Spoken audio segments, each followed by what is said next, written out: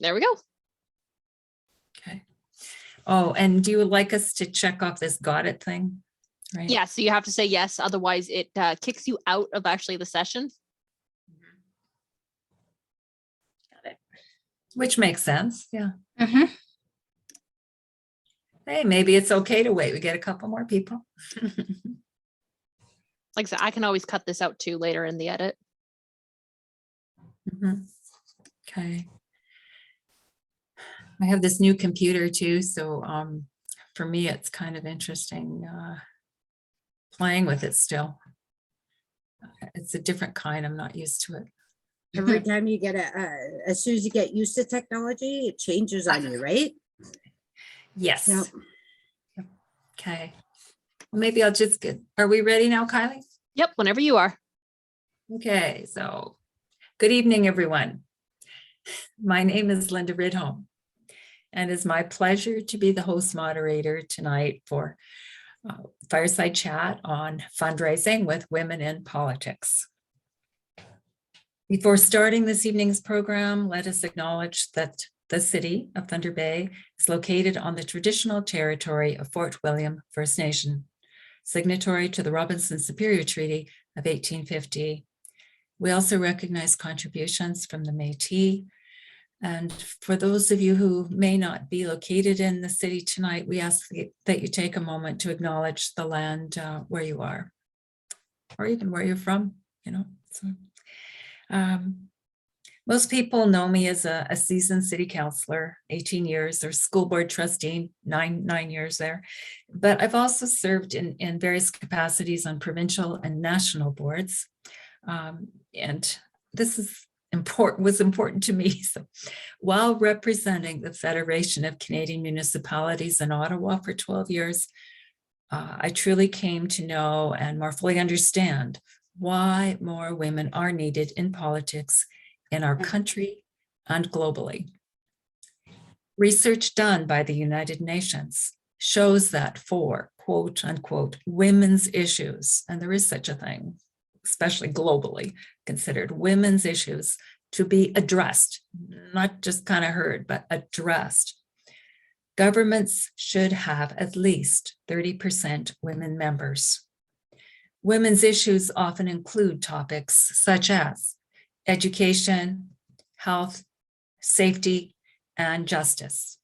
In Canada, especially in the local orders of government, more women are needed to achieve that minimum 30%.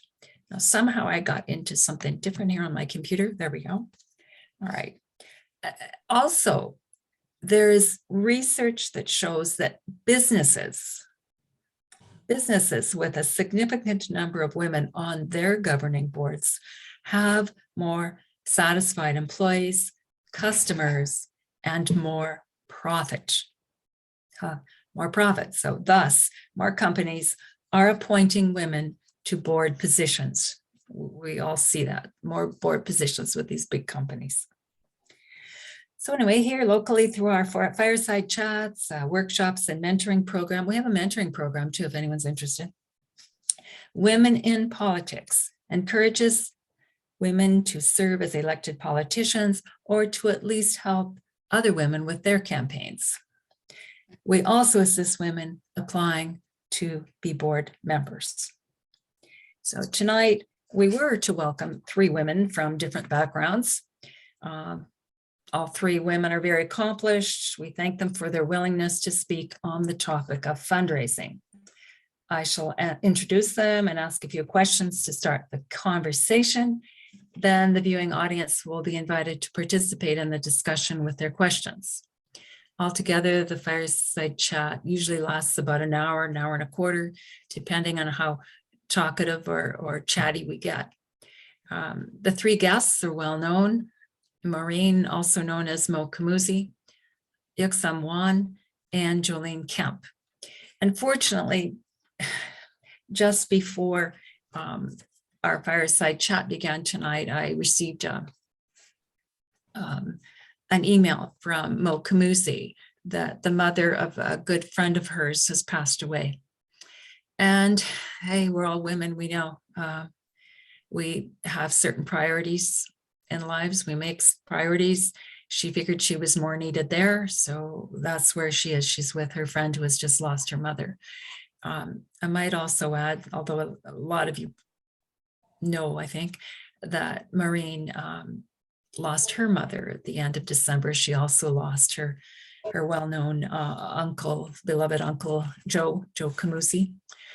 So bereavement is I guess recent to her personally, and now she feels called tonight to be there with her friend. So I know Joleene and Yuk-Sem very well, and I know myself.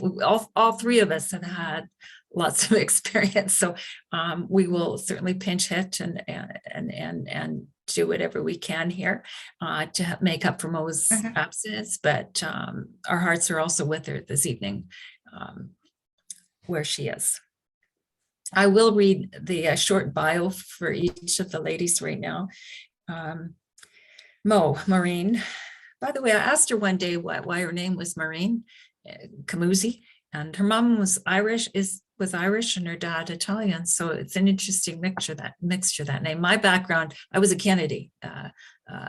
My maiden name is Kennedy, so it's interesting, and I find the culture is such a mix here in our city. You know, I find it interesting. Right? Mo is a lifelong resident of Thunder Bay, and she currently works at Remax First Choice Realty Limited as a broker. She has spent over 30 years in the automotive industry in sales and general management. She also has over 30 years in the food service industry, owning her first restaurant at the age of 21. Maureen understands the importance of hard work, commitment, and building a strong team to ensure success. She has a Bachelor of Arts degree in political science and also a minor in women's studies from Lakehead University.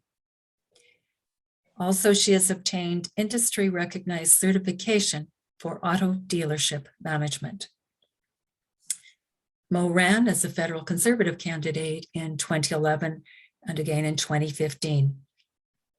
She is a past board member on the Ontario Petroleum Foundation, and she sat on the Finance and Audit Committee as well as the Policy and Governance Committee. Maureen is a member of the Canadian Italian Business Professionals and a member and director for Thunder Bay Real Estate Board. She is an active volunteer in the community and enjoys golf, hiking, bicycling, and kayaking. She is married and has one son. We also welcome tonight Yuk-Sem Wan. Yuk-Sem was a candidate in the 2019 and 2021 federal elections for Thunder Bay, Rainy River. She is a community leader with vast experience in both union and social justice areas. Yuk-Sem started as a teacher in the primary and secondary schools and moved into post-secondary education at the Northern Ontario School of Medicine, doing community engagement across Northern Ontario. She then worked as a litigator in the labor field and mediations and arbitrations across Ontario. She is currently a sessional professor at Confederation College in the Business Management and Human Resources programs. Yuk-Sem is also a professional artist and can often be found painting and capturing moments in the beauty of Northern Ontario. Joleene Kemp. Joleene was an educator with Thunder Bay Catholic School Board and a sectional lecturer at the Faculty of Education, Lakehead University. She was chair of Thunder Bay District Catholic School Board from 1991 until 2000. Joleene was president of the Ontario Council of the Catholic Women's League from 2001 to 2003. She was the chair of the Regional Multi-Faith Committee until it disbanded, and is a member of the Ontario Multi-Faith Committee.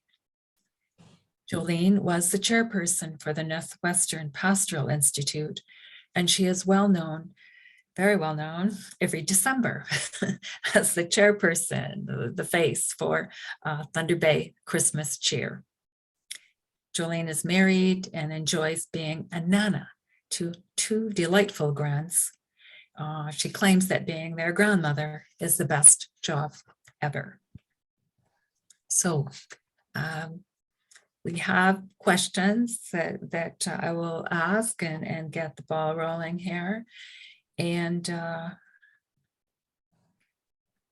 we will miss Maureen Mo, but you know, we'll go ahead and just do our best, like women do, right?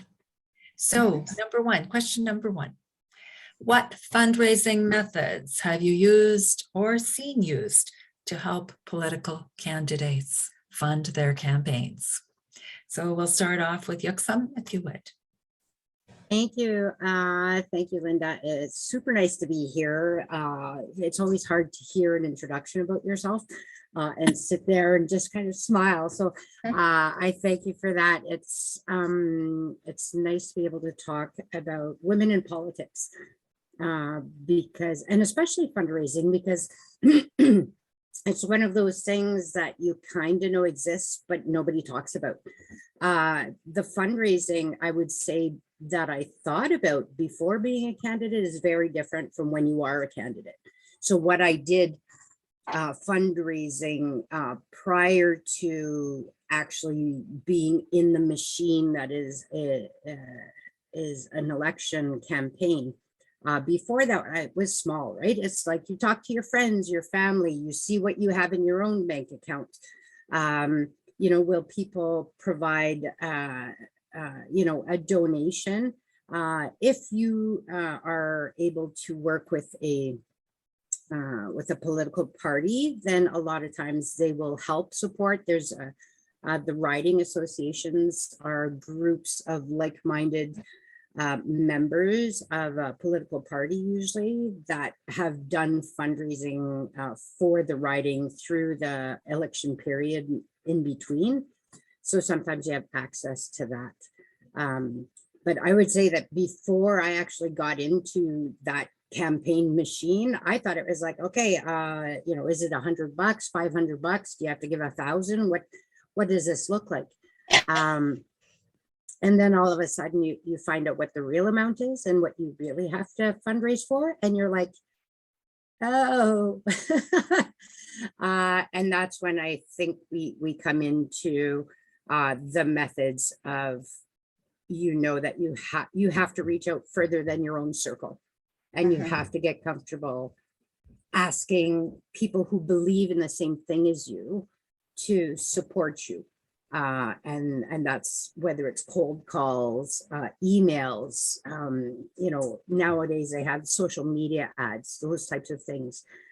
So the methods that are there, and I'll let Joleene start in a little bit, and then we can maybe jump into, you know, a bigger discussion about what things are out there.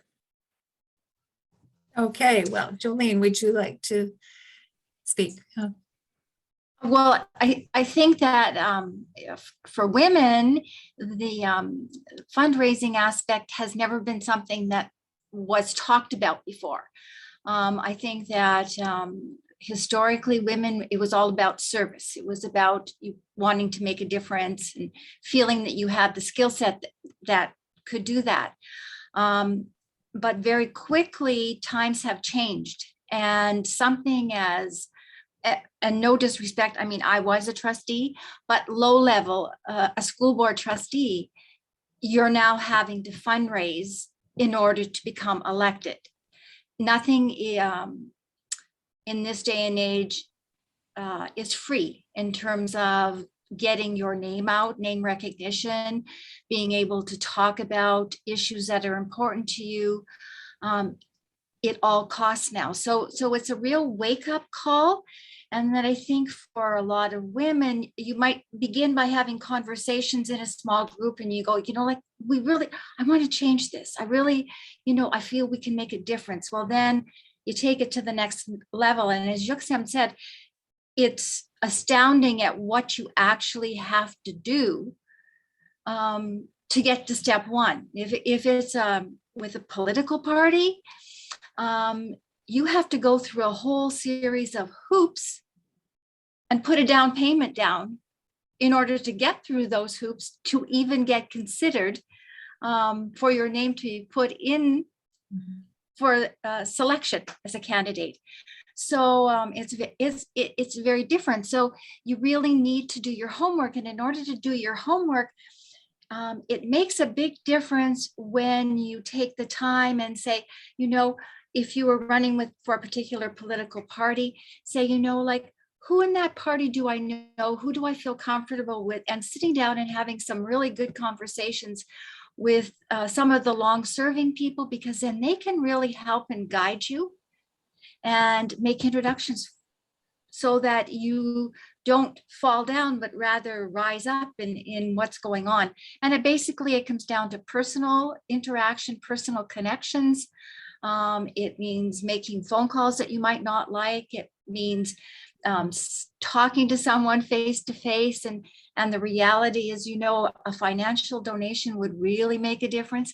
Those are all things that you have to get used to. And I think that I don't know if for a man, it was an easier thing to do, whether they are more used to just asking for money. But as a woman, I think it was, you have to come around to it, and you feel that, you want to have the conversation and do something. So I think it's a big challenge, but financially, before you start, you need to do your homework and really take a look at what is it going to cost bare minimum.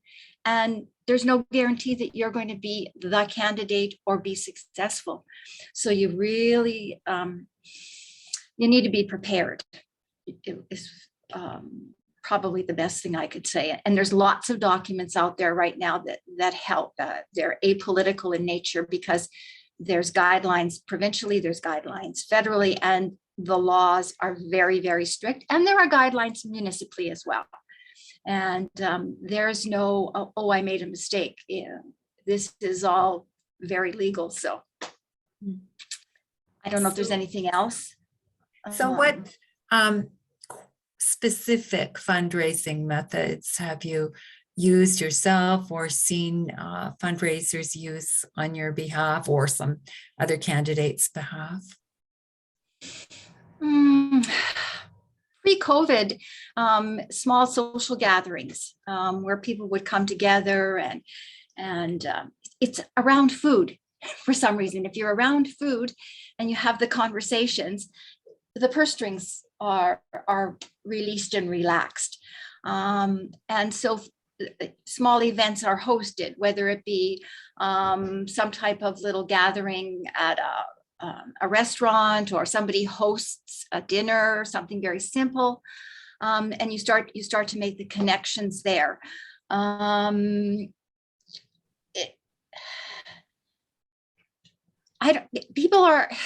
It's very, very different, because I come from the world of volunteerism. So when we fundraise, our asks, when I say they're very easy because we tell you exactly what's going to happen with them. But politically, it's different, because you're talking about, I need this so that I can raise my profile, so that I can become elected, and then I can make a difference. So it's a whole different scenario, because you can have a cocktail party, you can have a pizza gathering, you can have a night that's sponsored by a particular group of friends, whether you're going to a brewery, you have a craft beer night, something like that. It brings in dollars, but they all have to be arranged and managed and handled. And when you start to do that, you want to make sure you have somebody who is financially knowledgeable, so that from day one, everything is done by the book. Yeah, like that's in talking about the small events like that, you quickly find out when you start looking at Elections Canada or Elections Ontario and their audit process about what you're allowed to, and because with federal and provincial elections, and I think with municipal too, the audit process, and there's you can get tax refunds and so on and so forth. So I think it's $20 is the limit that can be undocumented if somebody's just doing that. But even then, there are rules as to how you can accept donations for a campaign. what I've seen in the past, I would say 2 to 4 years is really a pull away from those events. Unless they're large scale, where they're having, like a spaghetti supper and you're selling tickets and you have guest speakers and it's more like a conference atmosphere almost. I think the small fundraising is the paperwork you have to do is so overwhelming for something where you're just going to make maybe $500. So the parties, and I think that the bigger machines have actually gone away from that just because it was so paperwork heavy. And I'm not sure why that is, because traditionally that's where, the small donations are from the people. And as women, we tend to think, oh, well, I'll go, we'll socialize, we'll have food. I can give you some value for the money that you're putting into me. And we want that reciprocity. And we're looking for that when we're fundraising. Some of, and I'm not going to say all men, but some of the men that have been on my campaign, they're like, no, you just go and you ask. And I'm like, but just asking. But it turns out that doing those asks, the cold calls, the emails, the mail outs, the texts where you get out that fundraising, the donation thing, it's actually more profitable in the end with less paperwork. It's just harder to set up if you're not part of a party. So I think that's I was just going to say for the municipal, that's right? key. Yeah, but municipal I think is much harder because, well, in a community like Thunder Bay, it's not party. I don't think it's party based, but for provincial and federal, there's a benefit to having to be campaigning as part of a political entity, because each riding executive, their role is they fundraise all the time. Like they're garnering money, and that helps when one becomes the candidate.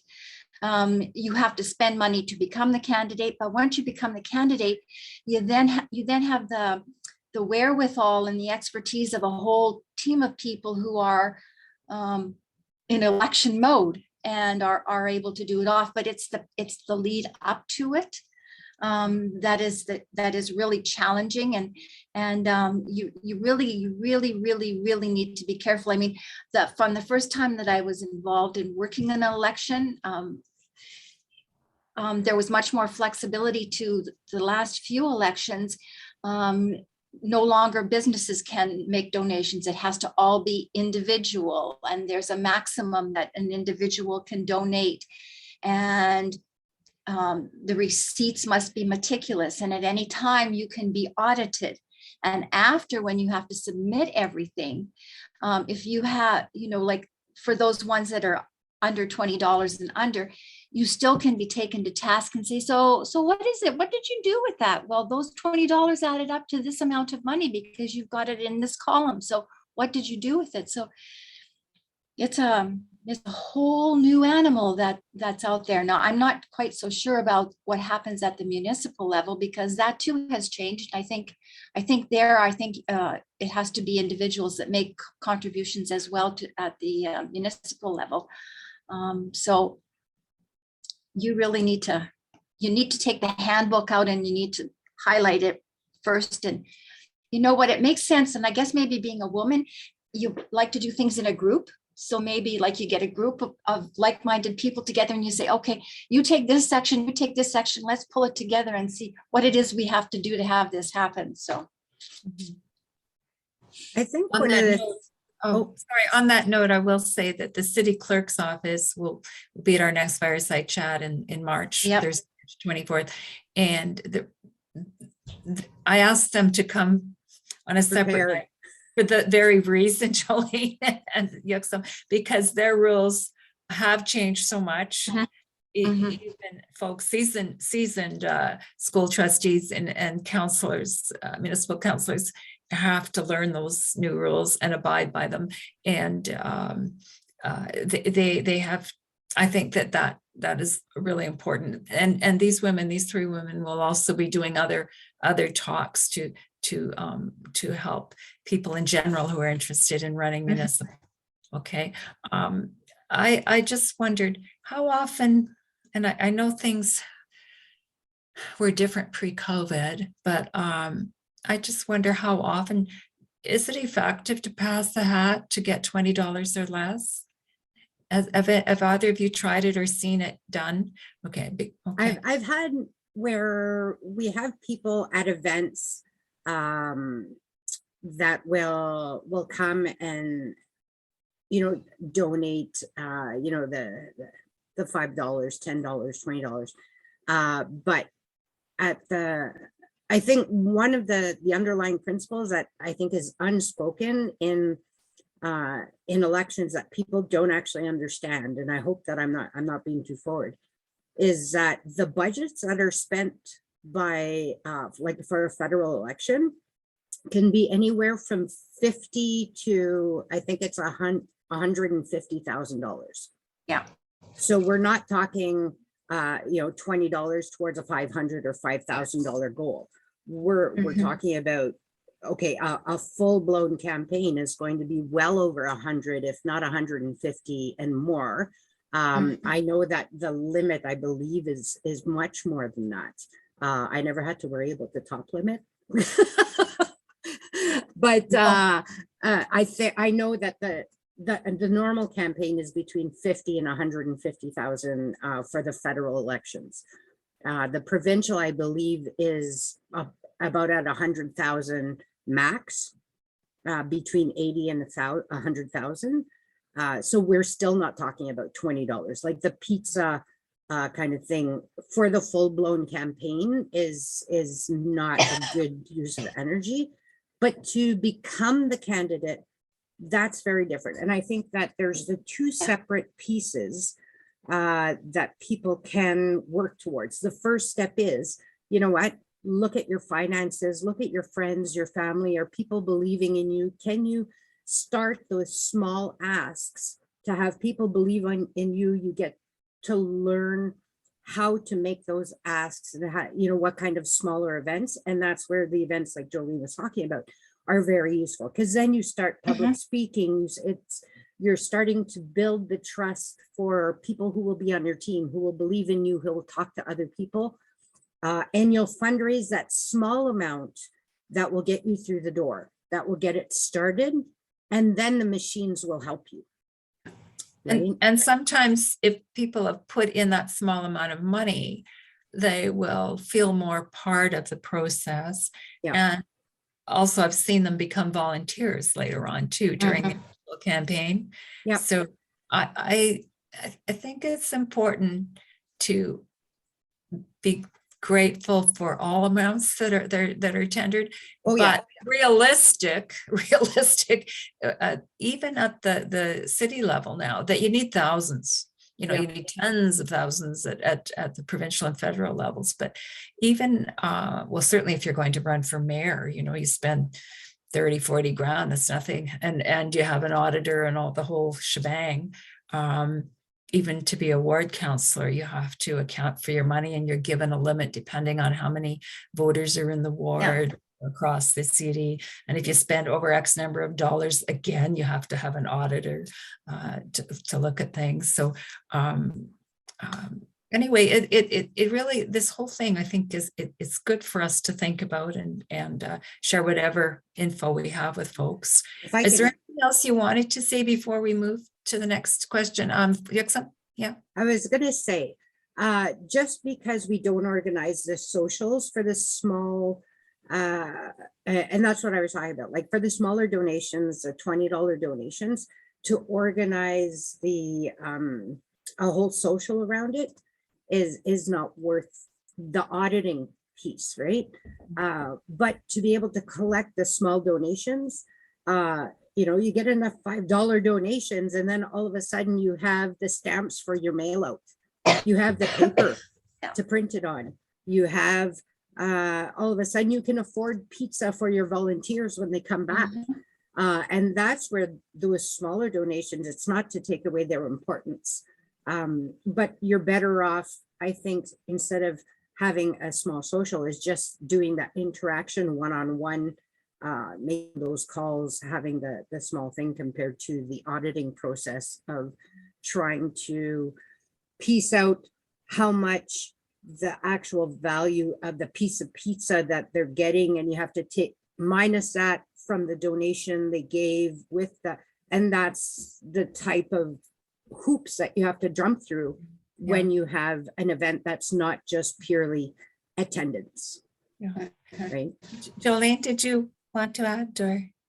Yeah. No, You're I okay. think one of the things that some writings that I've been involved with do is very often we'll host things where people can come for free, because what you want to do is you want to talk to them and keep them as volunteers and keep them as members, so that you build on things. And a riding has the ability to do that. And it's not part of a campaign, but it sets things up so that you're on the right road. So I think it's all about maximizing every possible option so that you can do it properly and be transparent, but at the same time, still, make your presence known and make everything happen. Mhm. There's one point that hasn't been made yet, and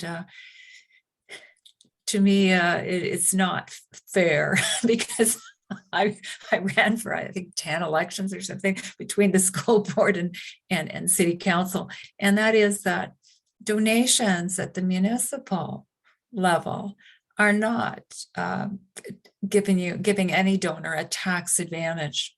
Whereas if, say, a person gives $100 municipally or provincially, they get most of that back. Okay, most of that back through their tax forms. Yeah, it's 60 to 75% Yeah. for the first 500 or so. Yeah. $400, right? So Yeah. that incentive is huge. And I was going to talk about it in the next piece. Yeah. Is Okay. that having that incentive makes a difference on who is donating. Okay, then I will just go segue right with that. Thank you. You have some into that. So yeah, who do we hit up for money? So who donates to political parties or municipal and school board candidates, and why do they feel motivated to do so? So I guess Yuk-Sem first this time. Yeah. Thank you. So the people that I thought were going to donate weren't really the ones that did. It's an interesting mix between those who believe, because I ran for a party, those who believe in the party, they can believe in the cause, in that. So that's one group of people who donate, and they'll donate not necessarily because it was me. They will donate to the cause. Yeah. Then you have people who will donate because it's because of the candidate, the person. They know me, therefore they donated. They usually, and those are people that if it wasn't me, wouldn't be donating to that political party. They donate because they believe in me. And you need a very good mix of both. And that's where when you're doing political party, sometimes it's about the party, sometimes it's about the cause, sometimes it's about me and my skills and abilities. Trust me, help me, because I will end up getting elected to be able to help you and move forward the causes together. The people that donate, when we're talking about the tax receipt, is that I found that there's a group, another group that will donate because of the tax receipt in the federal election. Is that, okay, well, they're going to donate anyways, but this gives them 75% back and it gives them a tax break. And so there's that incentive that's there.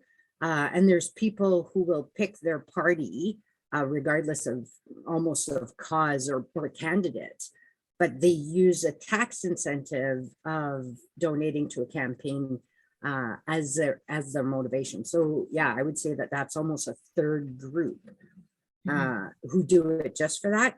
And sometimes, like I say, like the groups will mix, like somebody who's donating to me is pretty happy that they're getting a tax incentive.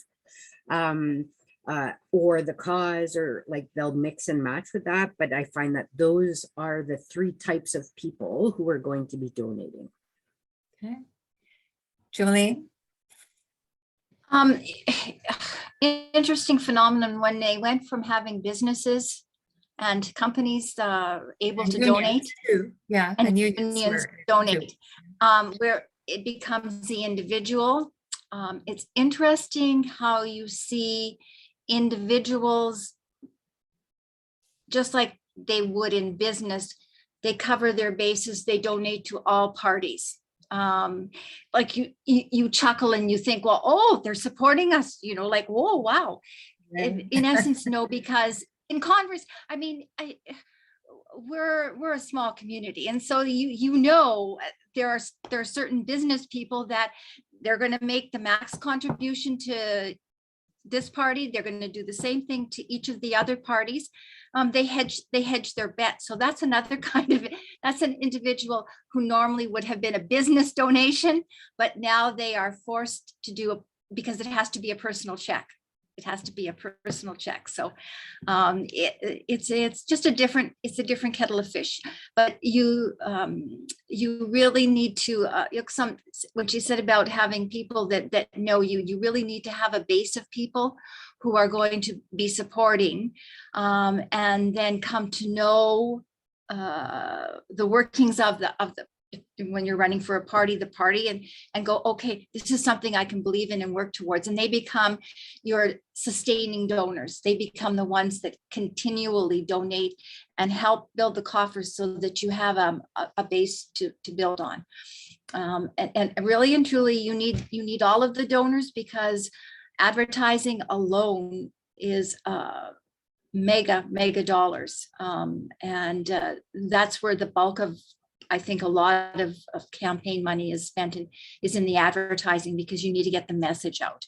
And it's incumbent upon local candidates to have a high amount of money spent, because most political parties only allocate a certain amount to each candidate. So that's a big area to come with, but you learn very quickly, and you're very grateful for every donation, and you smile and say thank you, but you really need to build on those that are going to be with you in the longer term. So I feel for people more so, I guess, at the school board and municipal area, because they don't have a ready party per se to assist them financially or lead them financially, or tell them, hey, you just got to ask, folks. you have to force yourself to go and ask. It is costing a lot now to run, especially for, say, city council here. Well, that's why, in fact, in the big cities like Toronto, Vancouver, Montreal, hey, the ward councillors do belong to political parties. They cannot afford what it would cost for them to run. They don't have $100,000 that, themselves. And now, of course, the new rules, even if they wanted to spend their own $100,000, the new rules for municipal elections won't allow them to do so. Well, and the same with the provincial and federal. The candidate has a very low cap compared to what is going to be spent. It's you can't buy you can't buy yourself a seat, no, which is good. And I think but it gives you more work to do. You have to find the money somewhere, in turn, I think women might be in a way, it levels the playing ground. And I know that a lot of these rules sound like they're made to put in hurdles, but they're actually leveling the playing field so that everybody has the same amount of work to do. Yeah. So in that way, I think it does level it. It just levels it with a whole bunch of bumps. But the other thing too is I think women are better, I really believe, are better equipped to be able to have the conversations that will give them the credibility.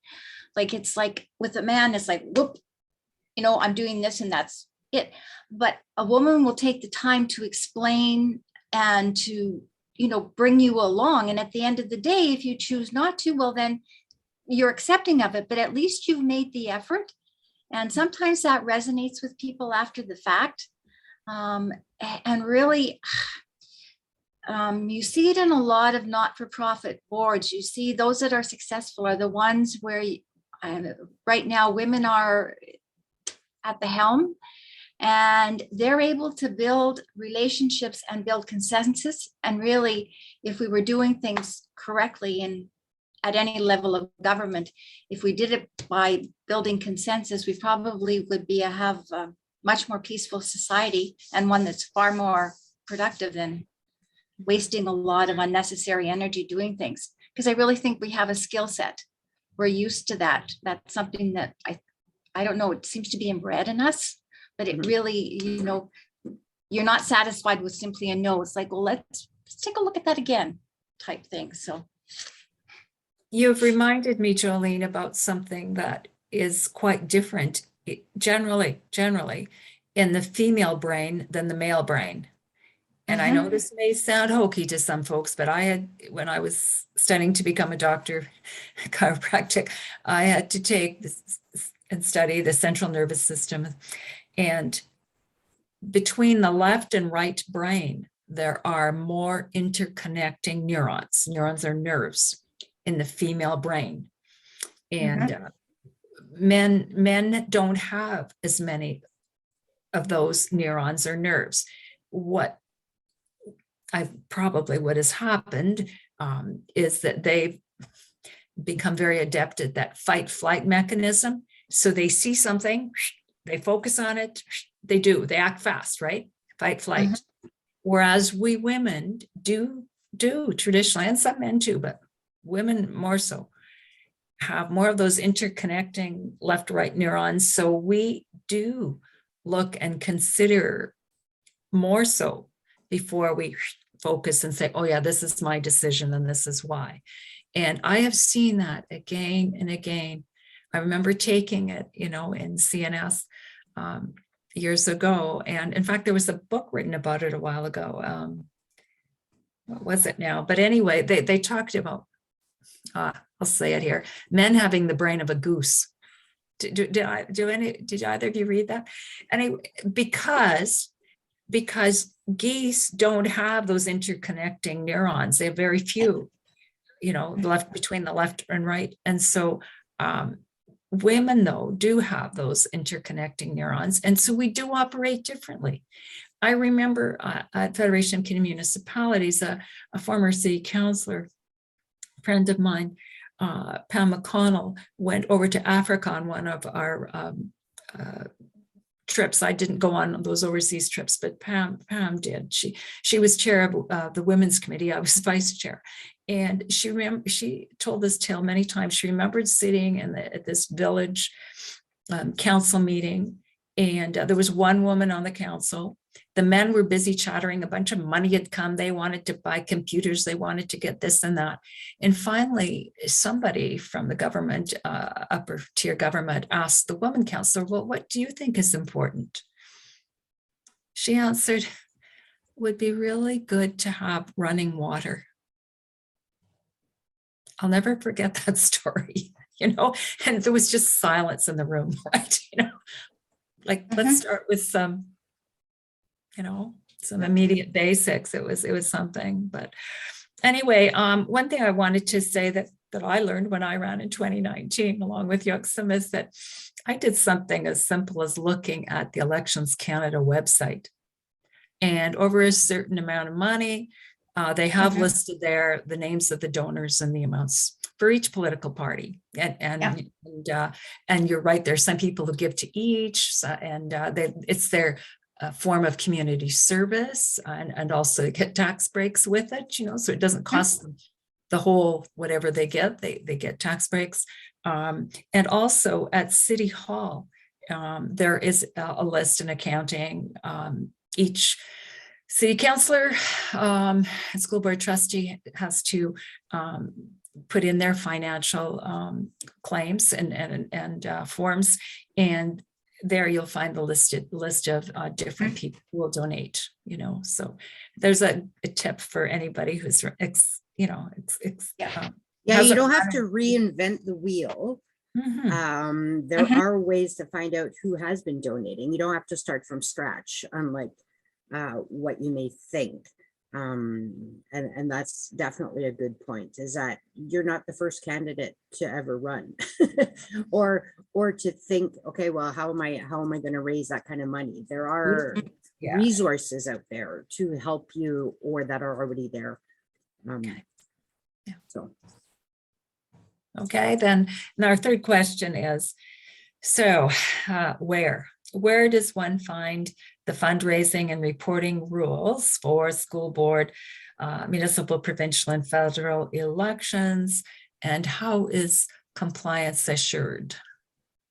And Joleene, would you like to start? Well, Ontario has the, if you go to the Ontario elections area, it has handbooks for everything, and it lays it out very, very clearly. And the rules come from the Ontario Elections Finance Act. So one thing about, as we call them, bean counters, is that it is black and white. There is no other, there's no gray in this one. It's like, this is the rule, this is what must happen. And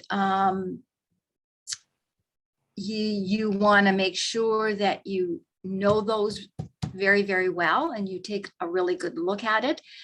The same holds true for the federal level. It's the Elections Canada website, and it has the same type of materials. It tells you the maximum for each year, because candidates, you don't just raise money in an election year.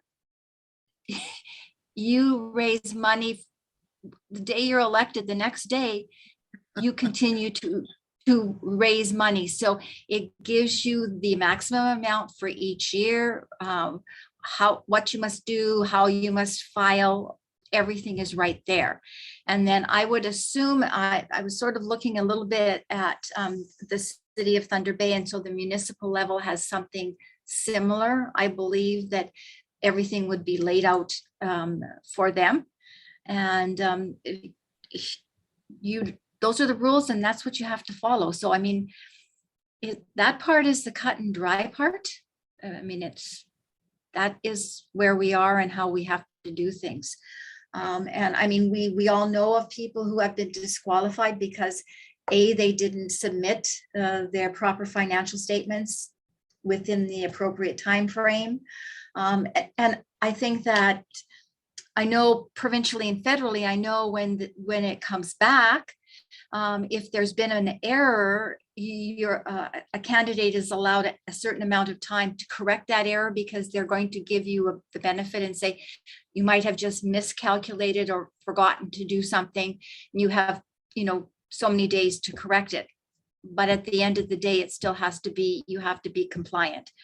And I believe the municipality is somewhat similar, but I'm not sure how tight their timelines are, or if people are given a second chance.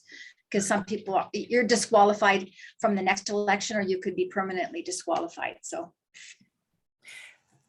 we can ask that next month, right? We can ask. Yeah, no, when I was on school board, we did have a trustee who did not file papers after the election, and that person was disqualified from ever running again. Yeah. So. Okay. And Yuk-Sem, anything to add here? So I'll and Kylie was kind enough to put in the chat the links to provincial and federal. The best thing is absolutely like fine tooth comb. Make sure you understand what you're allowed, because saying you didn't know doesn't count. And the penalties are stiff. And being the candidate, be sure you know who is signing on your behalf, who is watching those things, who is filling out the audit, and who is taking a check and providing a receipt. The best advice I can say is that person should be someone that you trust with your life, because financially, that's what it is. It's a very heavy responsibility. Being a candidate on the ballot, I found, was nothing compared to signing the audit. Right? That audit is trying to make sure you followed all the rules. Every penny is accounted for, every receipt, everything, because you know that Elections Canada goes through it with that fine tooth comb. So the trust that you have in your team, their knowledge, I wouldn't suggest, I would suggest in the very least, if it's somebody new, because you're new and you have somebody new on your team, make sure that they are being mentored or coached or have access to somebody who's done it before, to be able to really get that, like the Elections Canada binder for 1 year. Literally our binder was, I don't know, something like 4-6 inches thick of documents, of papers, receipts, numbers. And I hate to say it, but most candidates who get into politics are not there because of numbers. They're there because of people. So for me, I know that my strength is about the politics, the connection, all of that. So I had to find somebody on my team that I trusted to be able to understand all of that, because when you are campaigning, you are the candidate, you don't have time to monitor all of that. So you have to really trust your team and that they know where to go and find that information to be able to fill that audit, because as a candidate, you do sign. Yeah. So it's, I cannot understate how important that role is in finding the right person. Okay. I was going to say, I also think that most of the political parties, they have, like at the higher level, they make sure that in the various ridings, they have ongoing education, because they don't want a candidate to not be successful because of financial mismanagement of some type. So I think there's lots of opportunities. They have people who are exceedingly knowledgeable, and they make sure that they are in regular contact with who your chief financial officer might be, so that I think people try and help. You just have to take advantage of that help, because you're right. The candidate is the one who has to sign, and I mean, it's like anything else. An architect signs a document that's been done by some students, and there's a major flaw, that architect's license has gone bye-bye. So, it's important that you have people you can trust. Mm-hmm. And you mentioned a good point about the workshops and training that's done. I know when I ran with Conservative Party of Canada, they certainly had workshops that I could go and attend in Ottawa or Toronto, but most importantly, my financial agent or official agent could take in all of these workshops, on Zoom or whatever, or go himself. And I'm assuming I think all the parties do training, I worry more about the municipal candidates, folks just starting. I want to emphasize that the clerk's office is there to help you. I have found city clerk's office to be so helpful to candidates, very gracious and helpful. And so people should know that they're there to help. Also, we have a mentorship program in Women in Politics, one-on-one mentorship. We have women who have been on councils, not just in Thunder Bay, but out in the whole region of Northwestern Ontario. We have volunteers to help women who are wanting to run for municipal council or the school board, or also to apply on different boards. We have mentors to help. So if anyone wants a mentorship, please apply. Women in Politics 2021 gmail.com. Same email address that people use to sign up for tonight. Okay. So that's good. Now, I want us to take time, please. We don't have a lot of people in the audience tonight. It's a really quiet night. But I'm hoping that there will be some questions. We're trying to kind of keep things kind of light, but informative, polite, nonpartisan, all that stuff. But are there any people with questions? Please put up your hands if you know how to do that, or speak up. Your name will come. Are there any questions from our viewing audience? Or feel free to put it in the chat and I can read it out. Yes, yes. I can add just one, while people are thinking and sure. going, oh, they're on the spot. What do I want to ask? One of the things is that these are things that I learned. So I was, my first election, there were so many things I had no, I'm sure there's tons of things I still don't know. But the first time in 2019 when I ran, it was a very big learning curve. There's a lot of things where I went, oh my God, I had no idea. We had to do the amount of things that we had to do. But just to let you know, it doesn't mean it's impossible. Those Right. are all things that you have people to help you with. You have, you can ask people. In politics, I found for the vast majority, people, even from other parties, are willing to help you because it's the paperwork, the fundraising, those types of things. That's not what what's contentious between, even between candidates, and very little is. It's just a matter of giving choice, and especially in a democratic Right. I see a place, couple right? of hands. So Okay. hands. First, Rebecca, then Angie. Actually, Rebecca. we have Yeah. Rebecca, Lisa, then Angie, because I got two questions in Oh, the there was chat. from another them. one in there. Sorry, in the chat too. Okay, Lisa and Angie. Okay, Rebecca, welcome. Yeah, I have two questions. I was just interested at the provincial or federal level. What do you see as the average donation? What do people generally give? What would be the average one? Are we talking about $100 or are we talking about 500? I think different parties will have different answers. Okay. Because just traditionally who their general supporters are. I know that I was with the NDP, and that the NDP have a very large donor base for very small donations. So between, I think it's $40 and $100 is the average. Okay. We have very few people that max out. And Joleene, do you know, or? Yeah, average is between 100 and 250. Okay. Yeah, I was just curious as to what that would be. The other question I have is that there's a lot of skepticism about politics, no matter what level of government that you're talking about right now, or order of government that you're talking about. People are not enthralled with government at all. And so what do you see it harder to go out and get money, like for the upcoming campaigns than there has been in the past? Joleene, go ahead. I mean, it's becoming more of a challenge.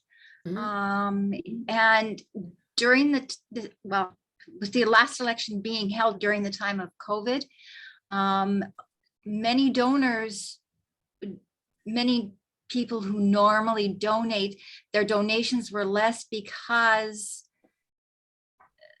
they had less money to be able to allocate towards something like a political donation. That part was really noticeable, and that when we talked to people from other parties, they were experiencing the same thing. A lot of their longstanding ones, like many people were helping their children out, were helping their grandchildren out, were helping within the community because there were more people that were hungry, that needed help.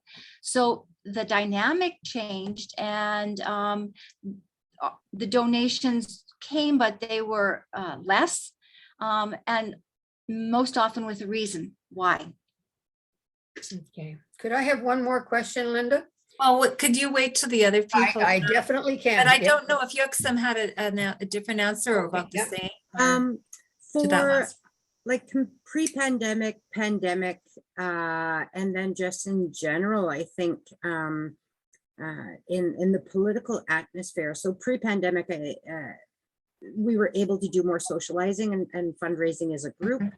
But now I feel that people understand that, you know, especially 2 years between the elections, we had to fundraise fast.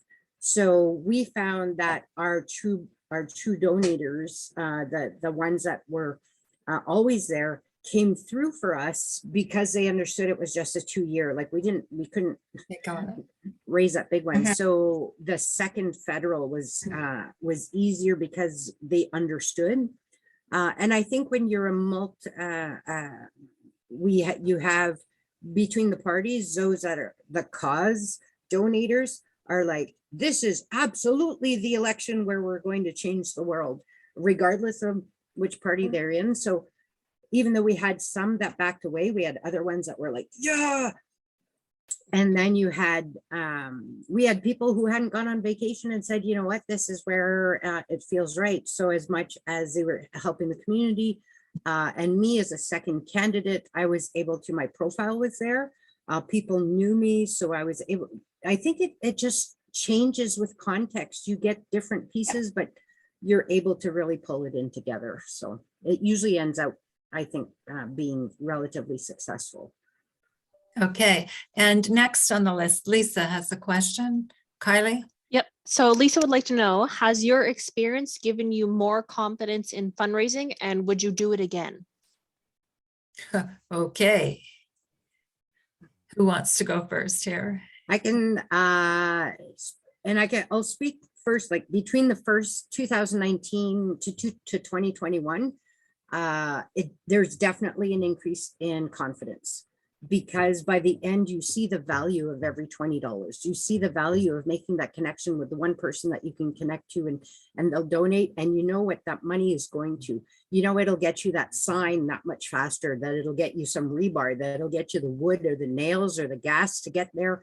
And because you have that experience, then when you're asking for donation, you can say, you know what, if you even have $40 to give, we'll give you a tax receipt for, you know, and you get that spiel, but then you get to also say, and that money, I can guarantee you, is going towards this cause of getting the signs, getting the word out there, getting out into the communities. How important, you know, I spent, I think it was upwards of 40,000 kilometers on the road. I said, that for me and the volunteers costs gas money. The money, every little bit you give helps. And so the second time around, you're able to really define where that money goes and give that value back, and to have people understand. So the more experience you get, you have confidence, but you also are able to better explain what happens with the donations, why they're so important. Good. I would And- absolutely do it again. Okay, Joleene? From working on campaigns, because I find that far more exciting, because you get to be part of solutions, hopefully. It makes a big difference, because you begin to build you know what, when a person runs, you get to know them, and then you get to work with them, and then you come to believe and to trust, so that making those calls, as much as you dislike doing them, or going to an event and talking about things, you do it because you believe that it's the right thing to do, and this is how it's going to help, and it really, really makes a difference. And so, yeah, at the end of the day, it is worthwhile, because if it's not worthwhile, then why are you doing it?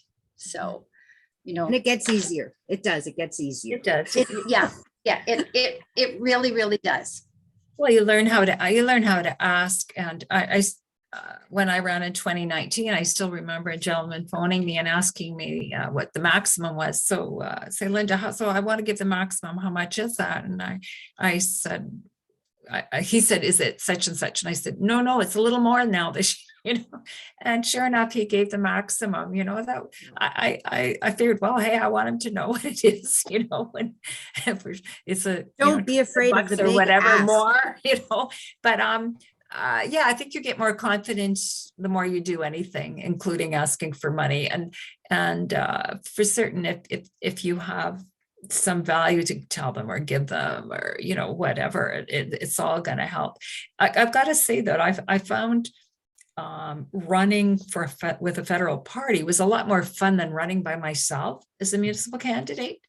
Like, this was pre-COVID, right? 2019. So we had a great tea party, and we had a couple of dinners. We had other, you know, social events. I got to go to all these different fairs and different places, fishing derbies and music events, and all the francophone days, you know, like I had fun. That was a way lot more fun. And then I had all those 10 times running by myself, you know, so locally it was fun. So anyway, we have Angie also having questions here. Angie. Hi, everybody. Hopefully you can hear me. Yes. My video isn't working. Very interesting to hear all of you speak. So my question is, do you feel there is a direct relationship between how much money you raise and whether or not you were elected? I know that there's tons of studies that have been looking at that. And it's from the information that I got, there's a correlation in chances, right? So you do have a better chance of running than somebody who has no money, if of winning. I mean, if you have good fundraising, that leads to good advertising, getting more signs, getting more, you know, so it can buy you more exposure. But it's not that the more money you spend, the more you're going to, like, it doesn't mean that you absolutely will. Because there's a lot of elections where there are candidates with very, very small campaigns that win. Mhm. So it's not a direct correlation, although it seems to be. I mean, there's probably a tendency towards a certain amount. So I would say probably, if I had to guess, if you ran a campaign between 25 and 50,000, you probably have a good enough exposure compared to like, it won't matter between 125 and 150, right? I think you have to hit a tipping point, and then it's a matter of the right candidate, the right context, the right party, the right social atmosphere, the political atmosphere, all those things that come into play. It's one of the pieces that helps, but it's not enough just to say, if I can fundraise, I will win. But if you don't fundraise, you're just not helping yourself to win as much. Does that make sense? Like, it's not that you're going to lose, but it's going to be really hard to win.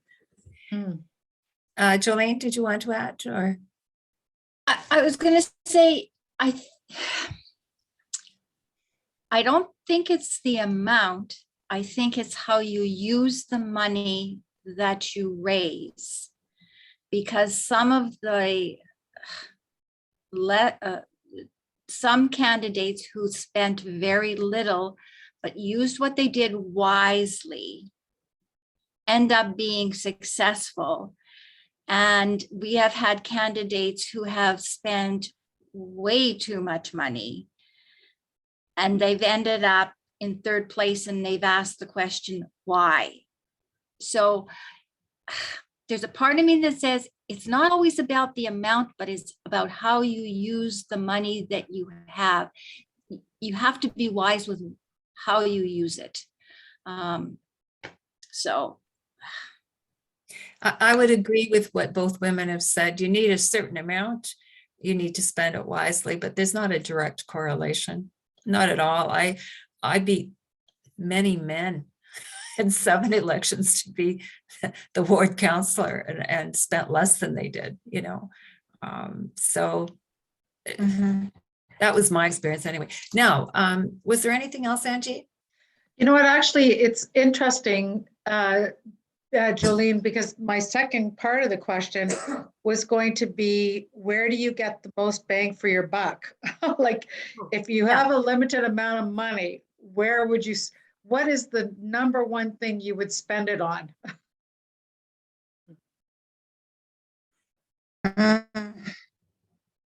I mean, off the top of my head, I would say signs. They're the cheapest and you can use them again. They're visible. They are labor intensive, but for the bang for your buck, oh yeah. I've seen, Unless you're a household name and face, you know. yeah, and Wow. I've seen campaigns try and go signless because over the past, like in the 2 federal, you know, because those core plus signs are not really environmentally friendly until you try and figure out how am I going to reuse these things.